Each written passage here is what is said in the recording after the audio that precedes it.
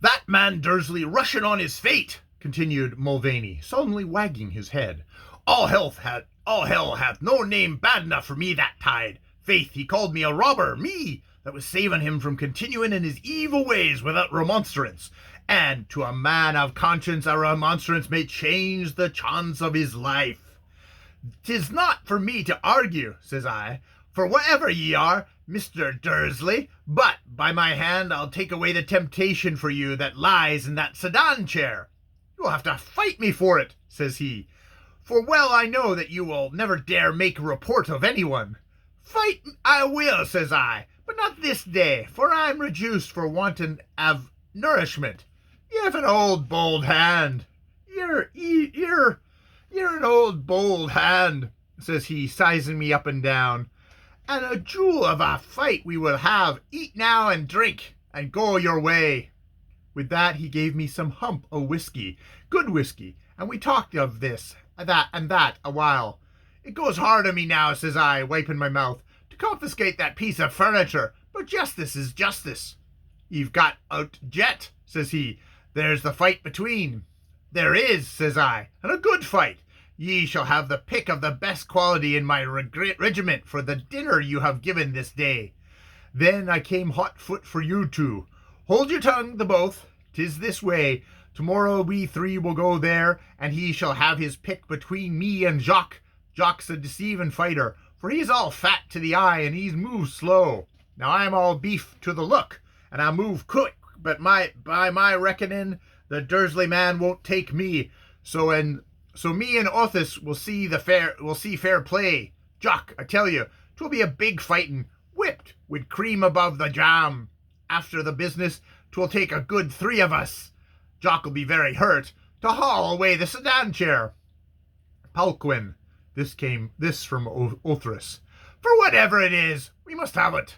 'Tis the only selling piece of property within reach that we can get so cheap. And for what a fight after all. He has robbed the Nagurman. Dishonest. We rob him honest for the sake of the whiskey he gave me. But what will we do with the bloomin' article when we've got it? Them Palquins are as big as houses, and uncommon hard to sell, as McCleary said when ye stole the sentry box from the Currig. Who's going to do the fighting? Said Leroy, and Othyrus subsided. The three returned to barracks without a word. Mlvny's last argument clinched the matter. This Palquin was property, vendible, and to be attained in the simplest and least embarrassing fashion. It would eventually become beer. Great was Mlvny. Next afternoon, a procession of 3 formed itself and disappeared into the scrub in the direction of the new railway line. Leroy was alone, was without care, for Mlvny dived darkly into the future, and little Othryses feared the unknown. What befell at that interview in the lonely pay-shed by the side of the half-built embankment, only a few hundred coolies know, and their tale is a confusing one, running thus. We were at work. 3 men in red coats came. They saw the Sahib, Dursley Sahib. They made oration, and noticeably the small man among the red coats. Dursley Sahib also made oration, and used many very strong words. Upon this talk they departed together to an open space, and there the fat man in the red coat fought with Dursley Sahib after the custom of white men, with his hands, making no noise, and never at all pulling Dursley Sahib's hair. Such of us that were not afraid beheld these things for just so long a time as a man needs to cook the midday meal. The small man in the red coat had possessed himself of Dursley Sahib's watch. No, he did not steal that watch. He held it in his hand, and at certain seasons made outcry, and the twain ceased their combat, which was like the combat of young bulls in spring. Both men were soon all red, but Dursley Sahib was much more red than the other. Seeing this, and fearing for his life, because we greatly loved him, some 50 of us made shift to rush upon the redcoats.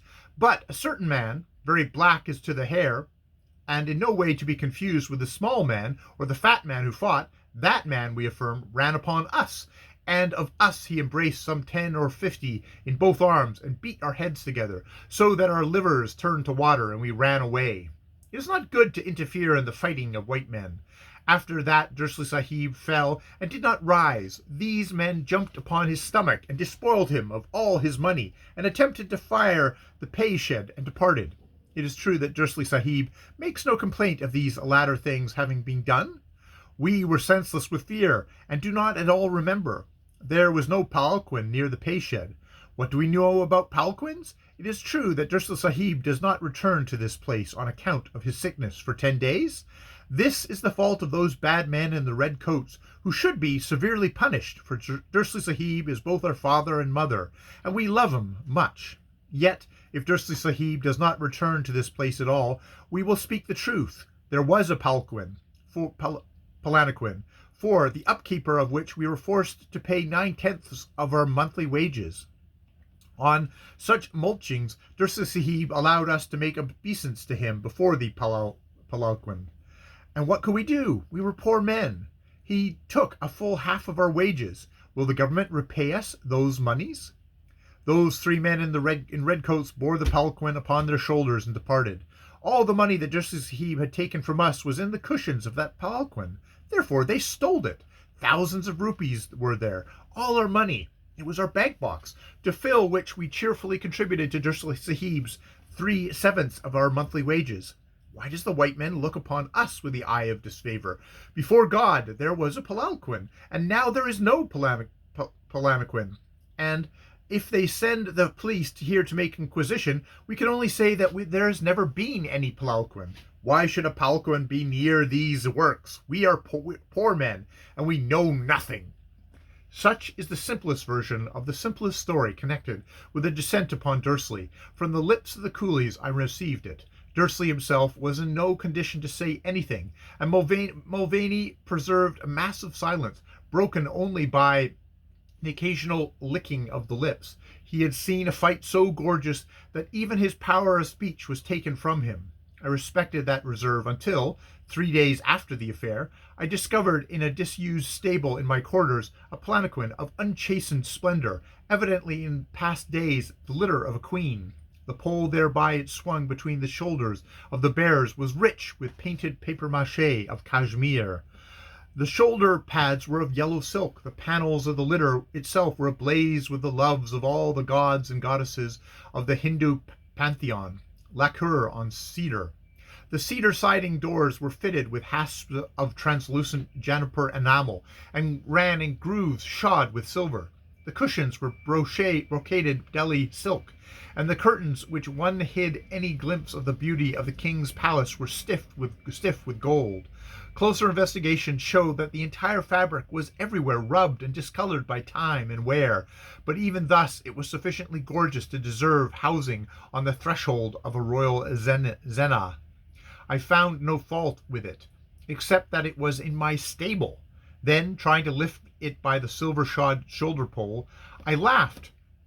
The road from Dursley's pay shed to the cantonment was a narrow and uneven one, and traversed by 3 very inexperienced palanquin bearers, one of whom was sorely battered about the head. Must have been a path of torment.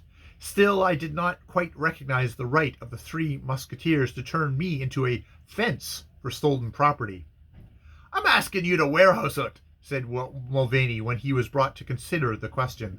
"There's no stealing it. Dursley told us we could have it if we fought. Jock fought, and, oh, sir, when the trouble was at its finest, as Jock was bleeding like a stuck pig, and little Orthrus was squealing on one leg, chewing bites out of Dursley's watch, I would have given my place at the fight to have had you seen one round. He took Jock as I suspicioned he would, and Jock was deceptive. 9 rounds they were even matched, and at the 10th, about that palanquin now, there was not the least trouble in the world, or we would not have brought it here. You'll understand that the Queen, God bless her, does not reckon for a private soldier to keep elephants and palanquins and such in barracks. After we had dragged ut down from Dursley's through the cruel scrub that near broke Orthrus' heart, we set ut in the ravine for the night, and a thieving and a thief of a porcupine and a civet cat of a jackal roost in it, as well we knew in the morning. I put it to you, sir, is an elegant palanquin fit for the princes, the natural abiding place of all the vermin in the cantonments. We brought ut to you after dark, and we put ut in your stable. Do not let your conscience prick. Think of the rejoicing men in the pay shed yonder. Look at Dursley with his head tied up in a towel, and well knowing that they can draw their pay every month without stoppages for rifles. Indirectly, sir, you have rescued from an unprincipled son of a nighthawk the peasantry of a numerous village. And besides, will I let that sedan chair rot in our hands? Not I. 'Tis not every day a piece of pure jewellery comes into the market. There's not a king within these 40 miles, he waved his hands round the dusty horizon, not a king would not be glad to buy it. Some day myself, when I have leisure, I'll take it up along the road and dispose of it. How? Said I, for I knew the man was capable of anything. Get into it, of course, and keep a wan eye open through the curtains. When I see a likely man of the native persuasion, I will descend blushing from my canopy and say, buy a palanquin, ye black scut. I will have to hire 4 men to carry me first, though, and that's impossible till next day payday. Curiously enough, Leroyd, who had fought for the prize, and in winning secured the highest pleasure life had to offer him, was altogether disposed to undervalue it, while Othrys openly said it would be better to break the thing up. Dursley, he argued, might be a many-sided man, capable, despite his magnificent fighting qualities, of setting in motion the machinery of the civil law, a thing much abhorred by the soldier. Under any circumstances, their fun had come and passed. The next payday was close at hand, when there would be beer for all. Wherefore, longer conserve the painted palanquin.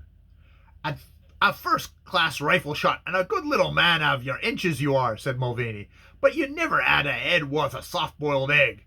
'Tis me has to lie awake of nights scamming and plotting for the 3 of us.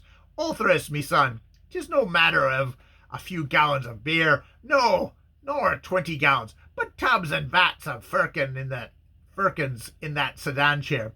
Who it was, and how and what it was, and how it got there, we do not know, but I know in my bones that you and me and Jock, with his sprained thumb, will get a fortune thereby. Laugh me alone, and let me think. Meanwhile, the palanquin stayed in my stall, the key of which was in Mlvny's hands. Payday came, and with it beer. It was not inexperience to hope that Mlvny, dried by 4 weeks' drought, would avoid excess. Next morning he and the palanquin had disappeared.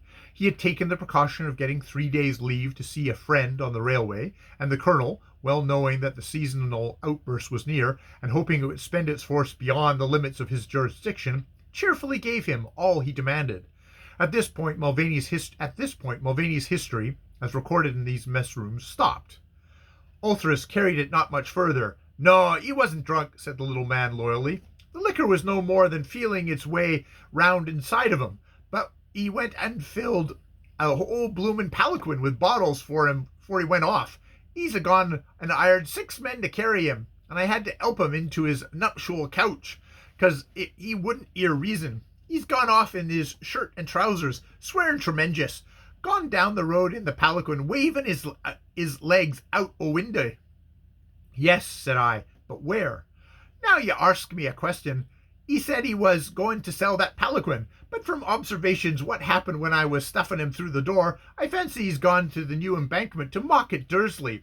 Soon as Jock's off duty, I'm going there to see if he's safe. Not Mlvny, but the other man. My saints, but I pity him as he helps Terence out of the palanquin when he's once fair drunk. He'll come back without harm, I said. Of course he will. The only question is what he'll be doing on the road. Killing Dursley, likely as not. He shouldn't have gone without Jock or me. Reinforced by Leroyd, Othrys sought the foreman of the coolie gang. Dursley's head was still embellished with towels. Mlvny, drunk or sober, would have struck no man in that condition. And Dursley indignantly denied that he would have taken advantage of the intoxicated brave. I had my pick o' you two, he explained to Leroyd, and you got my palanquin, not before I made my profit on it. Why do I Why'd I do harm when everything's settled? Your man did come here, drunk as Davy Sow on a frosty night, came a purpose to mock me, stuck his head out the door and called me a crucified hoodman. I made him drunker and sent him along, but I never touched him. To these things Leroyd, slow to perceive the evidence of sincerity, answered only, "If out comes to Mlvny, long o' you, I'll cripple you, clouts or no clouts on your ugly head, and I'll draw a twisted throat twistaways, man. See there now." The embassy removed itself, and Dursley, the battered, laughed alone over his supper that evening. 3 days passed, a fourth and a fifth. The week drew to a close, and Mlvny did not return. He, his royal palanquin, and his 6 attendants had vanished into air. A very large and very tipsy soldier, his feet sticking out of the litter of a reigning princess, is not a thing to travel along the ways without comment. Yet no man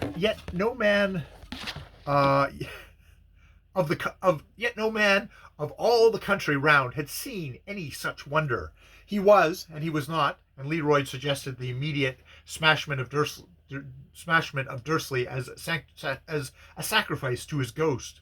Othris insisted that all was well, and in light of the past experience, his hopes seemed reasonable. "When Mlvny goes up the road," said he, "he's a like to go a long ways up, especially when he's so blue drunk as he's now. But what gets me is he not being heard of pulling wool off the enners somewheres about. That don't look good.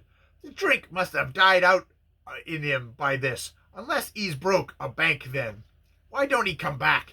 He didn't ought to have gone off without us." Even Othris' heart sank at the end of the 7th day, for half the regiment were out scouring the countryside, and Leroyd had been forced to fight 2 men who hinted openly that Mlvny had deserted. To do him justice, the colonel laughed at the notion, even when it was put forward by his much-trusted adjutant. "Mlvny would as soon think of deserting as you would," said he. "No, he's either fallen into mischief among the villagers, and yet that isn't likely, for he'd blarney himself out of the pit, or else he's engaged on urgent private affairs, some stupendous development we shall hear of at mess after it has been a round of the barrack rooms. The worst of it is I shall have to give him 28 days' confinement at least for being absent without leave, just when I most want him to lick the new batch of recruits into shape. I never knew a man who could put a polish on a young soldier as quickly as Mlvny can. How does he do it?" "With blarney in the buckle end of a belt, sir," said the adjutant. "He is worth a couple of non-commissioned officers when we are all dealing with an Irish draft, and the London lads seem to adore him. The worst of it is that he goes to cells. The worst of it is that if he goes to the cells, the other 2 are neither to hold nor bind till he comes out again. I believe Othris preaches mutiny on those occasions, and I know that the mere presence of Leroyd's mourning for Mlvny kills all the cheerfulness of his room. The sergeant tells me that he allows no man to laugh when he feels unhappy. They are a queer gang. For all that, I wish we had a few more of them. I like a well-conducted regiment, but these pasty-faced, shifty-eyed, mealy-mouthed young slouchers from the depot worry me sometimes with their offensive virtue. They don't seem to have the backbone enough to do anything but play cards and prowl round the married quarters. I believe I'd forgive that old villain on the spot if he turned up with any sort of explanation that I could in decency accept." "Not likely to be much difficulty about that, sir," said the adjutant. "Mlvny's explanations are only 1 degree less wonderful than his performances. They say that when he was in the Black Tyrone, before he came to us, he was discovered on the banks of the Liffey trying to sell his colonel's charger to a Donegal dealer as a perfect lady's hack. Shackbolt commanded the Tyrian one. Shackbolt must have had an apoplexy at the thought of his rampant warhorse answering to that description. He used to buy on black devils and tame them on some pet theory of starvation. What did Mlvny say?" "That he was a member of the Society for the Prevention of Cruelty to Animals, anxious to sell the poor base where he would sometimes get something to fill out his dimples." Shacklebolt laughed, but I fancy that was why Mlvny exchanged to ours. "I wish he were back," said the colonel, "for I like him, and believe he likes me." That evening, to cheer our souls, Leroyd, Othris, and I went into the waste to smoke out a porcupine. All the dogs attended, but even their clamor, and they began to discuss the shortcomings of porcupines before they left cantonments, could not take us out of ourselves. A large low moon turned the tops of the plume grass to silver, and the stunted camelthorn bushes and sour tamarisks into the likeness of trooping devils. The smell of the sun had not left the earth, and the little aimless winds blowing across the rose gardens to the southward brought the scent of dried roses and water. Our fire once started, and the dogs craftily disposed to wait the dash of the porcupine, we climbed to the top of a rain-scarred hillock of earth and looked across the scrub seamed with cattle paths, white with the long grass and dotted with spots of level pond bottoms, where the snipe would gather in winter.